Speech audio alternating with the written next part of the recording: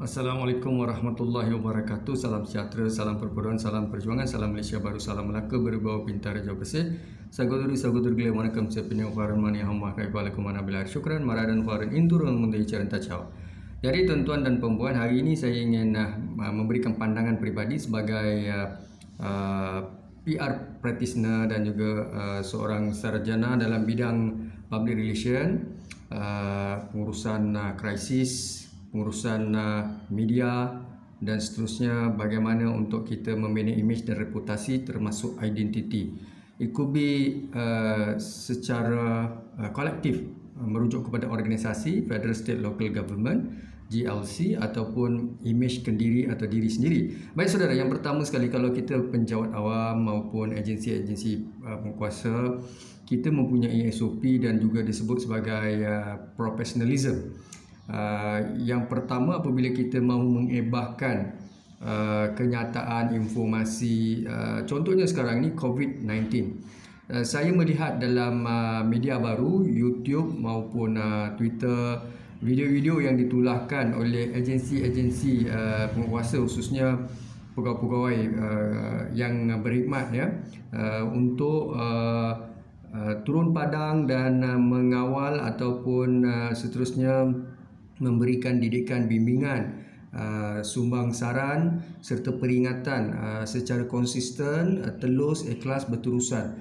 Saya secara peribadinya memuji, menghargai, dan saya rasa satu pengorbanan yang sangat-sangat tidak mampu dinilai ataupun tidak mampu dibayar sebenarnya oleh rakyat 32 juta rakyat Malaysia, kerana tuan-tuan frontliner ni, agensi PDRM, tentera, pegawai perubatan, majlis perbandaran dan rela, tuan-tuan dan perempuan yang berkhidmat untuk memberikan apa disebut sebagai kenyataan maupun cuba educate di pelbagai lokaliti, taman, rural, urban area dan sebagainya. You are doing a good job.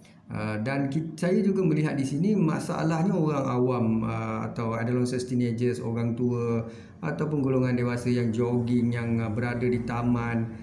Perkara-perkara ini kita sering melihat, walaupun arahan perintah PKP ini telah digazetkan lama, masih berlaku. Dan ini kita melihat satu sikap tidak bertanggungjawab individu berkaitan. Kemungkinan mereka bertanggapan sistem imun mereka ataupun antibody mereka telah makan segala ramuan herbs dan sebagainya, genetik gen mereka sangat kuat dan mereka kalis kepada COVID-19, dan mereka rasa keturunan ataupun bangsa maupun kedudukan diri ataupun disebut juga, saya sebut banyak kali tadi, gen ataupun genetik itu, mereka adalah golongan perkasa. Jadi bagi mereka tidak ada masalah. Jadi COVID itu takut pada mereka, bukan mereka perlu takut pada COVID. Itu mungkin paradigm mereka, ataupun mereka rasa mustahil mereka akan dijangkiti COVID-19. Baik saudara, di sinilah keungkalan, kedangkalan, kelemahan pihak-pihak yang degil masih berada di luar dan sebagainya. So kita, kerajaan, MKN, KKM dan juga pelbagai agensi cuba memutuskan rantai COVID ini. Dia akan gagal apabila kita mempunyai manusia-manusia yang seperti mana yang Darwin sebut, saya sebut Charles Robert Darwin, 12 Februari 1809 ke 1882, seorang pakar dalam biologi dan geologis. Beliau telah menyatakan bahawa mereka-mereka yang menggunakan akal, pintar, boleh survive, lestari dengan arahan, disiplin dan sebagainya, mungkin kita cuba terapkan dengan COVID-19, iaitu mereka yang berkurung dalam rumah, menjaga kesihatan diri, tidak keluar, hanya ketua keluarga, keluar bila perlu sahaja. Dan sudah pasti apa yang Darwin nyatakan tadi banyak menyumbang, keberangkalian untuk dijangkiti, keberangkalian untuk nauzubillah min zalik, ditakdirkan maut dan sebagainya. Walaupun takdir Allah Ta'ala, Allah bagi kita brain, akal, suruh kita fikir, bukan kita jadi hero, kita keluar, kita mencabar dan sebagainya lah. Jadi yang seterusnya saya cuba, saya menghormati pihak agensi penguasa, cuma saya cuba sharing knowledge Apabila kita mahu menegur menggunakan helm, menggunakan walkie-talkie dan sebagainya, ataupun apa saja instrumen yang kita ada, pembesar suara ya, di taman, di kampung dan sebagainya, jangan terlalu menggunakan bahasa-bahasa yang, minta maaf ya, jangan salah faham pada saya. Saya faham setengah individu ya, bukan semua ya. Kita tahu agensi-agensi penguasa mereka sangat-sangat profesional, sangat-sangat istiqamah, mereka sangat-sangat bertanggungjawab, mereka adalah frontline yang sangat baik. Tapi ada satu mungkin ada beberapa kes terpencil ya, diviralkan, beberapa individu yang menjerit-jerit, maki hamun. Yelah, saya faham mereka rasa hilang sabar, penat dan letih. Ini saya faham. Tinggal lagi, yang pertama teguran saya adalah kepada orang awam dan penduduk di taman dan di kampung, anak-anak remaja, tolonglah dengar cakap ya. So sebab saya sering mendengar di mana hukumannya bagi mereka yang engkar perintah ataupun masih mahu menjerumuskan diri kepada kancah COVID-19 ini, boleh dipenjarakan, boleh didenda RM1,000 atau dipenjarakan 6 bulan dan sebagainya lah ya. Begitu juga arahan ya, PKP yang dikeluarkan ya, kita perlu santuni dan ikuti. Dan pihak polis perlu menjalankan tindakan yang lebih tegas, tegas terhadap mereka yang degil ya. Bolehlah seperti mana Ketua Polis Negara telah menyatakan, boleh dikenakan kompaun, tangkapan ataupun digari dan sebagainya. Ketua Polis, saya tidak silap saya melihat dalam YouTube atau Twitter 3 hari ya, boleh diletak di lock up dan sebagainya. Bagi mereka yang ungkal degil, yang rasa nak jadi hero sangat ya. Baik, cuma dari segi PR practitioner, mereka-mereka yang dalam media dan sebagainya, cuma saya cuba nak memberikan pandangan peribadi saya. This is my personal, tuan-tuan jangan salah faham ya. Saya hargai sumbangan frontliner, cuma saya minta 1-2 pihak itu, bila kita tegur orang-orang ini, anak remaja, belia, orang tua dan sebagainya, kita gunakan satu keadaan yang agak lestari. Sebab saya tengok seakan-akan dia jadi macam satu norms, satu culture. Ada seorang anggota perempuan menjerit-jerit dan sebagainya. Kemudian saya tengok ada pula agensi keselamatan tertentu yang gunakan metod yang sama, dan ada juga viral. So benda ini bagi saya, apa kata kita gunakan satu kaedah yang lebih lestari, profesional.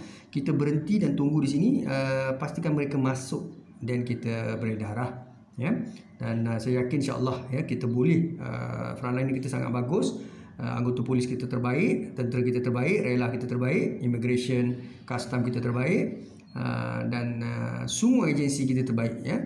Cuma yang saya nak sampaikan di sini adalah ilmu ataupun knowledge atau skill, PR skill ya, jangan salah faham ya. Saya faham, bukan saya tak faham, tuan-tuan jangan salah faham pada saya. Ingat, dia ni cakap macam dia bagus atau dia tahu. Sebenarnya dia tak tahu apa yang kita alami di luar. Kita penat sebenarnya ini menegur, dan kita telah banyak kali keluar ke arahan tapi degil lagi, jadi kami hilang sabar. Saya faham ya. Jadi sabar itu separuh daripada iman ya. Dan kita semua fahamlah perkara itu. Jangan kita terlalu disebut sebagai terlalu marah ya, sampai satu keadaan orang melihat kita ni sebagai tak kena dengan profession kita lah ya.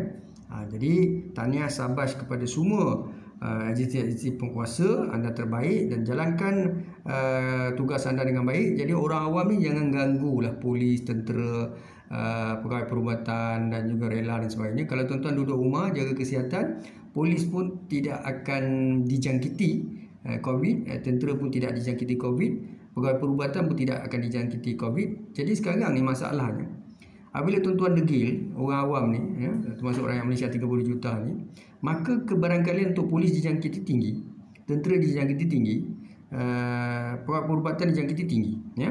Jadi dalam keadaan macam ni, kita mesti dengar apa saja arahan pihak berkuasa, Ketua Polis Negara Tan Sri Datuk Seri Abdul Hamid Badaud, Ketua Tentera Negara, kerajaan kita Yang Amat Berhormat Tan Sri Muhyiddin Yassin, dan sentiasa bekerjasama ya.